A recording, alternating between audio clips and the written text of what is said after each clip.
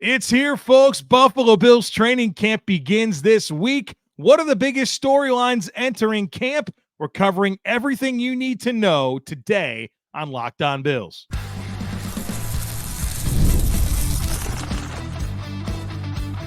You are Locked On Bills, your daily Buffalo Bills podcast. Part of the Locked On Podcast Network, your team every day. What's up, Bills Mafia? It's Joe Marino, author of Go Bills and Buffalo's Run, also the co-host of the Locked On NFL Scouting Podcast, and I'm your host of Locked On Bills. Want to thank you for making Locked On Bills your first listen every day, and a big welcome and shout out to our everydayers. You know who you are. Those of you who never miss a single episode, I appreciate y'all being here very, very much. I'd also like to invite you to subscribe or follow for free on YouTube or wherever you listen to podcasts. We're part of the Locked On Podcast Network, your team every day. Today's episode is brought to you by LinkedIn. LinkedIn Jobs helps you find the qualified candidates that you want to talk to faster. Post your job for free at linkedin.com/LockedOnNFL. Terms and conditions apply. Well, folks, welcome in. We finally made it. Training camp begins this week, and we can finally stop previewing the season and start talking about the season as it unfolds. It's really starting this week with updates daily, practices daily, all kinds of stuff, and we're going to break it all down for you here on the podcast. But my objective today is to discuss the top storylines entering training camp. And for me, the Bills have 91 players on the roster. There's 91 different storylines that are fascinating to me. But my goal today is to really break it down to what the most pressing items are, the things that are burning on my mind as we kick off Buffalo Bills training camp this week. So segment 1 is going to be offensive storylines. Segment 2 is defensive storylines. And then we're going to close by getting into some terms and definitions that you need to know as it relates to the roster moves that are coming really starting this week and throughout the course of the season. I think you guys will enjoy that. So let's do it. Let's talk about all of this. We'll start with offense. And to me, the number one offensive storyline, and perhaps the biggest storyline for the entire team entering training camp, is the offensive weapons. Josh Allen's supporting cast when it comes to skill players. And whether that's wide receiver, running back, or tight end, I think there's a lot to consider. First of all, you acknowledge that a lot of it's different. Khalil Shakir, the only wide receiver that's ever caught a pass from Josh Allen in a game on this roster. No Steph Diggs, no Gabe Davis. I mean, even the bottom of the barrel, Trent Sherfield, Deontay Hardy, they're all gone. It's an entire new mix around Khalil Shakir at wide receiver. And I want to kind of flesh that out because I'm really, really interested in seeing what the pecking order is. My suspicion is that Khalil Shakir and Curtis Samuel are going to be your primary options at wide receiver. But who's the third guy? Is it Keon Coleman? Maybe so. Is it Marquez Valdes-Scantling? You think he's probably got a case? Can a Chase Claypool really make that much noise? It's fascinating to me. And we'll talk more running back and we'll talk tight end. But I remember going to training camp practices last year, and the Bills would start by doing some individual drills, and then they would go to special teams. And during special teams, the following players just kind of went to the side and did walkthrough stuff with Josh Allen. 4, 86, 88, 14, and 13. James Cook, Dalton Kincaid, Dawson Knox, Gabe Davis, and Stephon Diggs. You knew that was your group of offensive catalysts, your playmakers that were going to be the primary guys in the offense. They didn't do anything on special teams, and they took all the extra practice time to work with Josh Allen. Now, this camp is probably going to have a different look and feel, but as you get to these camp practices and you watch the order of players going through different drills and what they're doing at certain times during practice, you can really get a feel for who the team identifies as their primary offensive catalysts. Who are those guys going to be this year? It's not as clearly defined. And so I'm very fascinated to figure out who, at least at this point, this team feels like is going to be the primary catalyst for their offensive success outside of Josh Allen. So who is it at wide receiver? And of course, the most fascinating player is Keon Coleman as the top pick in this draft, as a young player that has all this charisma and energy and personality, working extremely hard, unbelievable hands, size, athleticism. He's got all the stuff. Where's he at? Where is he at this point in his young career? And is he primed to really step in and have a high volume role in this offense? Or is it going to be far more of a platoon as the X receiver with MVS, with Chase Claypool, with Mac Hollins? Now, I have high expectations for Khalil Shakir and Curtis Samuel in this equation, but I also kind of want to see what that looks like as well. So wide receiver, tons to sort out. At running back, to me, James Cook is obviously the lead story here, but how much of a role is there going to be for a Ray Davis and a Ty Johnson? We saw James Cook really carry the load last year in ways that we haven't typically seen under Sean McDermott. They drafted Ray Davis fairly early, and Ty Johnson, his role really ramped up when Joe Brady became the offensive coordinator. So we know about James Cook, but how much is there going to be for Ray Davis and Ty Johnson? I'm fascinated to find out. And then at tight end, I think a lot of our optimism for what this offense can be in 2024 is rooted in Dalton Kincaid in year 2. Showed the makings of a superstar tight end as a rookie, historic season. What does that look like in year 2 where you kind of just expect a jump? Not only in production because the volume should ramp up with all the vacated targets, but knowing what Kincaid has in terms of his skill set. We're going to get a feel for that pretty early in camp. So the offensive weapons, Josh Allen supporting cast, huge storyline. I'm excited to see how it all shakes out and how this offense functions differently with a completely new cast of characters around Josh Allen, particularly at the wide receiver position. That's number one. The other big offensive storyline for me is this interior offensive line shift. You know, you come out of the 2023 season and you come away thinking, wow, this Bills offensive line's in a really good place. Took a major step in year 2 with Aaron Cromer as the O-line coach. Everybody was healthy all season long. You got a young stud in Osiris Torrance at right guard. Your tackles really played great football, and Dawkins and Spencer Brown. Connor McGovern as a free agent signing looked to really work out at left guard, and you got Mitch Morse back at center. Well, the Bills certainly made a big choice. I emphasize the word choice to transition that. They cut Mitch Morse. They trade Ryan Bates. They're transitioning Connor McGovern from left guard to center. And David Edwards, who was this utility tight end, jumbo blocker, did a great job. He's now your starting left guard. And, of course, David Edwards began his career as a starter under Aaron Cromer, played well, had some injuries his last season with the Rams, came to Buffalo on a modest deal, and he parlayed that into a couple of years of looking like he could be the starting left guard. How does it all come together? You know, we've really only seen Josh Allen play extensive snaps with Mitch Morse as his center ever since that 2018 season. When the Bills signed Mitch Morse in 2019, he's been kind of a fixture there at center. And so Connor McGovern making the transition, he's called it his home position. It's where he feels the most natural. He wants to play there. There's good energy there, but we got to see it. And then we got to see David Edwards, who looked like he was going to be a long-term starter in the NFL when he started his career.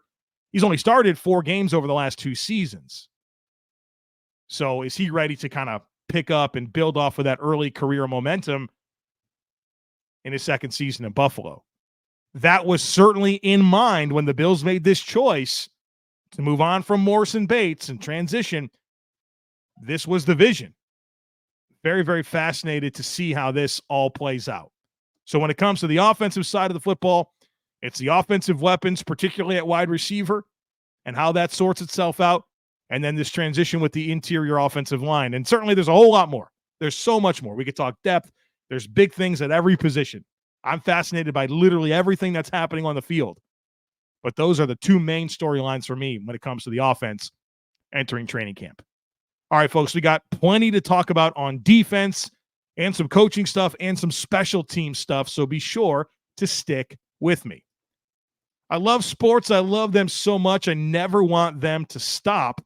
But as the playoffs wind down, we get fewer games, and the sports aren't sportsing like I want them to. But FanDuel lets me keep the sports going whenever I want. All I have to do is open the app and dream up bets anytime that I'm in the mood. And this summer, FanDuel is hooking up all customers with a booster bonus daily. That's right. There's something for everyone every day, all summer long. And what I've really been enjoying over on FanDuel is the football's futures bets. They have win totals for every team. They've got odds for all the major awards. They've got some team specials, stat projections for all the offensive players. Check it out. I think if you have a good pulse for what's going on in the NFL, you might have a great opportunity over at FanDuel. So head on over to FanDuel.com and start making the most of your summer. FanDuel, official sports betting partner of Major League Baseball. All right, let's talk defense a little bit here. And I think the lead thing for me on defense is two veterans that are returning from injuries, Matt Milano and Von Miller. And I know that Von Miller sort of kind of returned from injury last season, but this is really important. And I think Von Miller and what he can be this year is absolutely the X factor of the defense. My biggest concern for this football team is, do they have game wreckers on the defensive line that are going to show up in the playoffs and help this Bills team close out football games? We all champion whatever we think is the primary reason for the Bills stalling out against the Bengals and Chiefs in the playoffs. For me, it's defensive line play. I think it's very clearly defensive line play. They have not gotten enough impact from their edge rushers and their interior defensive linemen in the playoffs to really affect Patrick Mahomes and Joe Burrow. They haven't. That's my leading cause. And I think that the Bills have a lot of very good pass rushers, but do they have somebody that can truly take over in those critical moments late in football games, in clutch moments? And Oliver showed some of that last year. I think collectively you think, well, maybe they don't have a Myles Garrett or a Bosa or a Watt or something like that, but maybe the sum of all of this maybe equals one of those types of players. Well, if there's a guy that can be that has been that was that for this team before he got hurt, it was Von Miller. And folks, I'm not promising you anything as it relates to Von Miller. The tape last year was rough. Did it get better towards the end? Yeah. Is there reason to be optimistic that 2 years coming off of the ACL tear that he could be a far more effective version than what we saw last year? Absolutely. Is he 35? Yeah.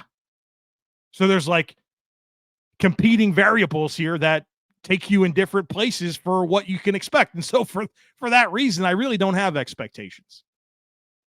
But boy, oh boy, if he can be something for this team this year, that'd be huge. And so Von Miller and what he looks like 2 years removed from the ACL tear in a season that is probably going to define his legacy as a Buffalo Bill, as a guy that signed a 6-year, $120 million contract. Can he get it going and be a net positive for this team in 2024? Huge storyline. The other one being Matt Milano. And I have more optimism for Matt Milano, who is 5 years younger, that had a less significant injury, right? Tibial plateau fracture is not the same as an ACL tear. I'm not going to tell you that it's a nothing injury. It's certainly meaningful. It's kept him out for a long time, and there's plenty to be mindful of with his return. But I think Matt Milano is going to come back and be Matt Milano, and I think that's a big deal. And we'll get a feel for that at camp. How is he running around? What's his confidence like? I'm excited to see him with Terrell Bernard for a full season. And I'm excited to see the full vision for this Bills defense. Part of what they wanted to become defensively included two matchup linebackers, included transitioning away from Tremaine Edmonds and leaning into a Terrell Bernard to go with Matt Milano to give them two guys that can play in space and cover and run and change directions and be dynamic matchup players. We saw it for 4.5 games, and I liked what I saw. but we didn't get a chance to see it really flesh out. In fact, the Bills had to fundamentally change what they wanted to be defensively when Matt Milano went down. And so I'm excited to see Matt Milano back with Terrell Bernard, to see the full vision of this defense, but also with what I believe is better defensive line depth. I'm not going to tell you that I think that the Bills' defensive line is slam full of dudes, right? I've said that. But I think Austin Johnson and Deshaun Williams and Dwayne Carter is such an upgrade to Tim Settle and Jordan Phillips at defensive tackle, and that is absolutely a positive to guys like Matt Milano and Terrell Bernard. So Von Miller's return, Matt Milano's return. The other thing here on defense is safety. Really, really curious to see how this plays out. I have an idea for what's going to happen at corner and defensive end and defensive tackle and linebacker. Safety is the position group where I'm fascinated to see what the combinations are going to be. Surely Taylor Rapp is one of your starters. He had an opportunity to play with the team last year on a 1-year prove-it deal, turn that into a 3-year extension. Sean McDermott has come out and said that he's taking control of the room. Like it or not, Taylor Rapp, one of your starters that I expect, if healthy, to be on the field 100% of snaps. Who is his running mate? Is it Mike Edwards? I really like Mike Edwards. I think his tape with the Bucs, with the Chiefs, was really good. Versatile, instinctive ball skills. He tackles. I really like Mike Edwards. They also drafted Cole Bishop in the 2nd round. Is he ready to go this year? Does he complement Taylor Rapp well? I kind of think they have similar skill sets. Now, Bishop's far more dynamic athletically than Taylor Rapp, and I think there's more ceiling. But who are your 2 starting safeties, and is there a role for the 3rd guy? I'm really interested in finding out. And we got to be mindful that this has been a safety-driven defense in so many ways. Jordan Poyer, Micah Hyde, you know what this has been. And I think, this was off the top of my head. I wish I would have been able to flesh this out a little bit more in my mind. But I thought of 2 games where the Bills did not have either Poyer or Hyde, and the consequences were pretty significant. 2022 Vikings game. Remember that?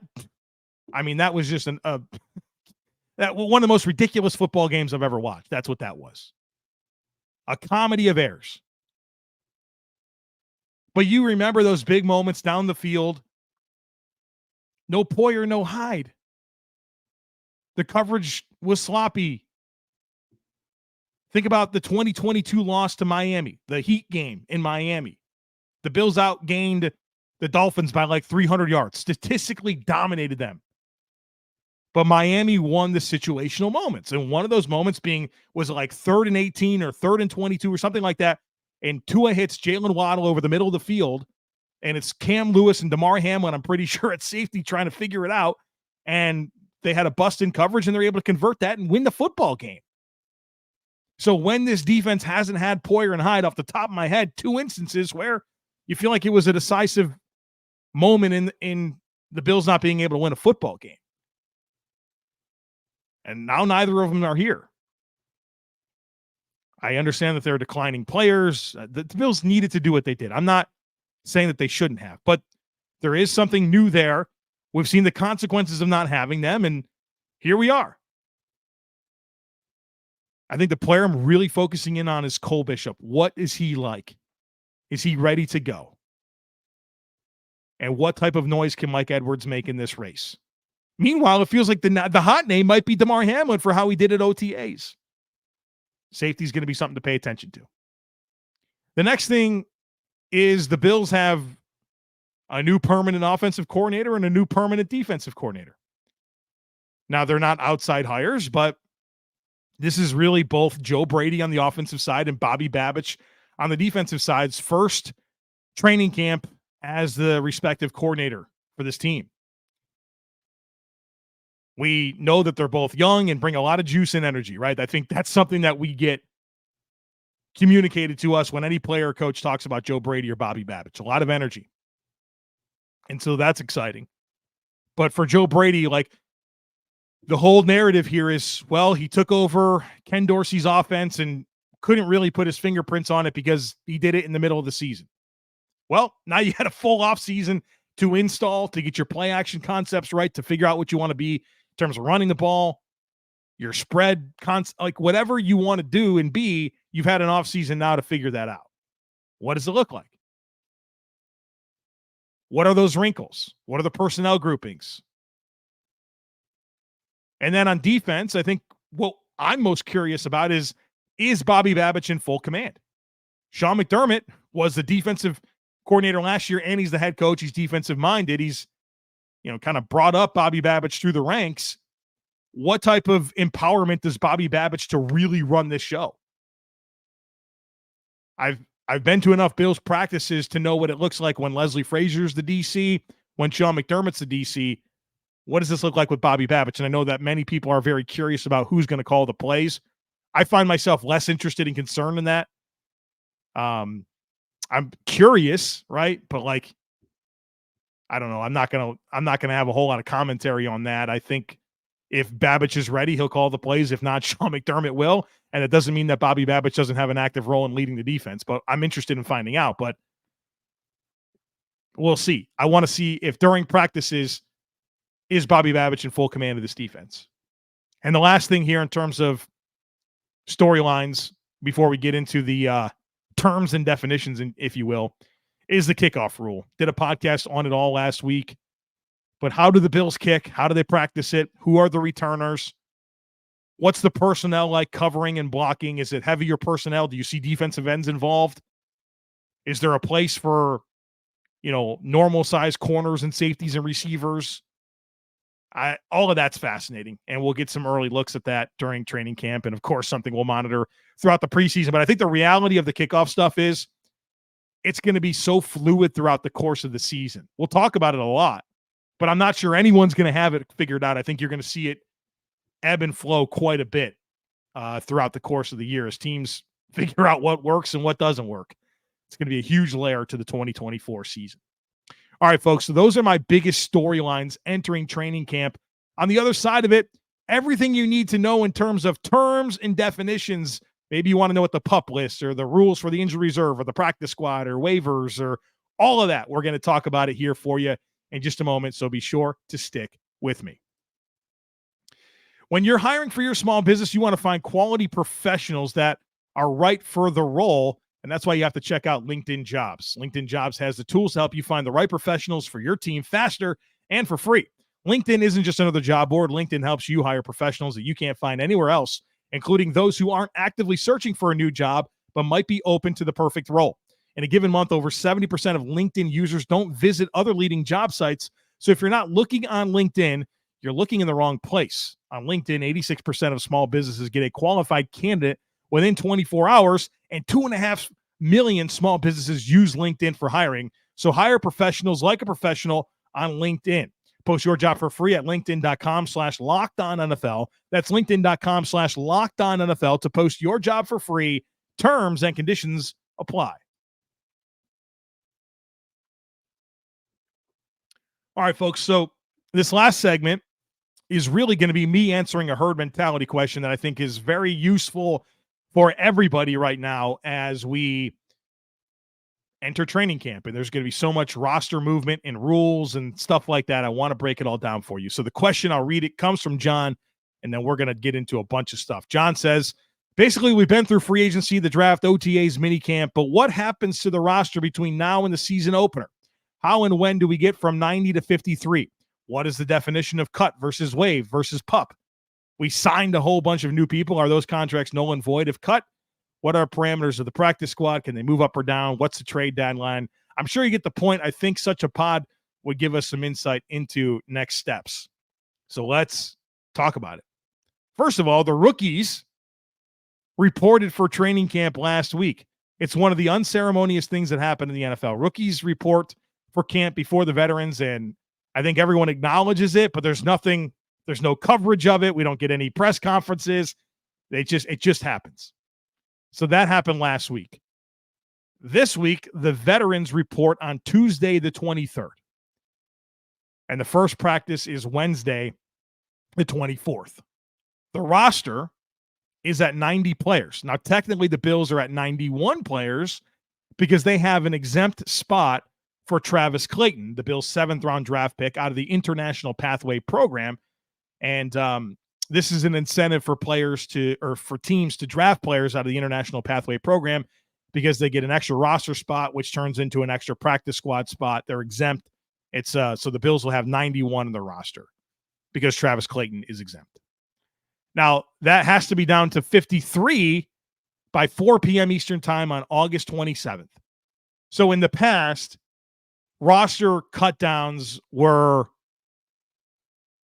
kind of tiered. So you go from like 90 to 70 and 70 to 53, something like that. Now it's one fell swoop, 90 to 53. And that has to be done by August 27th. And I think one of the big incentives for this being the new rule is that the last preseason game, if you have to do that with a reduced roster, it kind of puts you in a tough spot. Like, you're exposing some players that you really don't want to, and it gives everyone a longer opportunity to really make the team. So 90 to 53 by August 27th. Here's some phrases to be familiar with. The active PUP list, the physically unable to perform list. Players put on the physically unable to perform list, the PUP list, at the start of training camp have football-related injuries like those on injured reserve, but count against the active roster. Players on the PUP can participate in all team activities other than practice and can be activated at any point during camp when they are medically cleared. A player cannot be placed on the PUP list after he has practiced once or played in a preseason game. Players on the active PUP list could be moved to the reserve PUP list during roster cutdowns, and if placed on the reserve PUP list, a player wouldn't count against the active roster but must sit out the first 4 games. So basically, a PUP list, you go on the PUP list and not the injured reserve if your injury is pre-existing. If you get injured at some point after you practice, then it's a different conversation. But when you report to camp, are you healthy enough to practice or not? Yes, you're good. No, you go on the PUP list, and you can be activated at any time. Now, like it says, if they go on the reserve PUP list during roster cutdowns, meaning they never practice during training camp or preseason, they have to sit out at least 4 games before they can be activated. So that's the PUP list. The NFI, so non-football injury list, players who are injured outside of football, like if they're working on their own during the offseason, doing recreational activities, something like that, they're on the NFI list. Rookies that are recovering from injuries during college, they're on the NFI list. And if a player remains on the NFI list after final roster cutdowns, he'll have to sit out the first 4 games of the season. So NFI list means non-football injury. So before they got to the NFL, or Nyheim Hines got injured jet skiing, right? Stuff like that. Then you have injured reserved, which means it's a new injury. So they reported, they didn't get put on the PUP list, and they got injured during camp or preseason. They go on injured reserve. They don't count against the active roster, so it opens up an active roster spot. They do have to miss a minimum of 4 weeks, and there's been a big change with injured reserve. In the past, if you were placed on injured reserve during preseason, your season was over. That was it. Now, you can put 2 players on the injured reserve during the preseason that become active during the regular season. So if you remember, the Bills would do this thing every year with Reed Ferguson, where he'd be cut, and then they would put somebody on injured reserve and then re-sign him after the deadline to get him back on the roster. So you no longer have to do that wait in the parking lot deal. They can bring back 2 players from preseason that are placed on injured reserve. Now, here's an important note on that, and that's why I don't think completely the Reed Ferguson special is going to go away, is that you can only return 8 players per season from the injured reserve, and those players do count against that total. So that's a huge piece to be mindful of. So you can bring back 8 players per year from the injured reserve, including 2 from the preseason. But then once you do get to the postseason, you have unlimited number of return from the injured reserve, provided they did miss the minimum of 4 games that they're required to. So that's the injured reserve. Here's another important one. What's the difference between waived and released Players with less than 4 accrued seasons of NFL time are waived, meaning they are subject to waivers and can be claimed by other teams. If they go unclaimed after the 24-hour waiver period, they then become an unrestricted free agent. A player can accrue a season. So, like, okay, great. What's an accrued season? If they're on a team's 53-man roster for at least 6 games during a season. So players with less than 4 accrued seasons are subject to waivers. And the waiver priority is the draft order up until a certain point. So you cut a player that has less than 4 seasons. The Bills cut Justin Shorter, for example. He's subject to waivers. Every team has the opportunity to claim him. The team with the highest priority that claims him gets him. If he clears, he then becomes an unrestricted free agent. Players with 4 or more accrued seasons are considered vested veterans and are not subject to waivers. So they become free agents immediately after they are released. And that's the case until the trade deadline in October, or it's actually November this year. And then after that period, all players, regardless of their status in the NFL, are subject to waivers. And again, how do you get an accrued season? You have to be on a team's roster for a minimum of 6 games in a season. And that can be regular season or postseason. And then players who are waived injured means the player can be claimed by another team or revert to the original team's IR after the claiming period. And then the team can decide if they want to move forward with the player or release them with an injury settlement. Practice squads. So after all the cuts are made, right? And again, same thing applies. If they have 4 or less accrued seasons, or 4 or more accrued seasons, they become immediately a free agent. If they have less, then they are subject to waivers. So that's the whole conversation. When the Bills cut draft picks, they're subject to waivers. They may or may not get them back. After all of that settles, after the dust settles, you can have a 16-player practice squad. Now, the Bills can have 17 because they have Travis Clayton. Of those 16 players, up to 6 can have 4 or more accrued seasons. 6 of your 16 players can have 4 or more accrued seasons. And then players can be elevated to the practice squad 4 times during the season. After the 4th time, the player must be signed to the active roster. And the practice squad players are free to sign with other NFL teams, but they have to be signed to the 53-man active roster of the acquiring team. A practice squad player cannot be signed to another practice squad unless he is first released or waived. A practice squad player cannot sign with his team's upcoming opponent unless he does so 6 days before the upcoming game or 10 days if his team is currently on a bye week. If a player on the practice squad is signed to another active roster, he will receive a minimum of 3 weekly paychecks, even if he's released before spending 3 weeks with the new team. And then in order to be signed to a practice squad after being released, a player who is not a vested veteran must first clear waivers and is subject to waiver claims by other teams. The last thing, trade deadline, that is now moved back 1 week. It used to be after week 8. This year it's after week 9, which is November 5th. So hopefully that gets everyone ready for not just the storylines for the Bills during training camp, but all the roster designations that are inevitably coming in the coming days, weeks, and months. All right, folks, the players report tomorrow. They practice Wednesday. So much to cover here on Locked On Bills. Don't miss anything. Make sure that you're subscribed. Would love it if you took a second to rate, review, and share the podcast. Have a great rest of your day. Go Bills, and I look forward to catching up with you again real soon.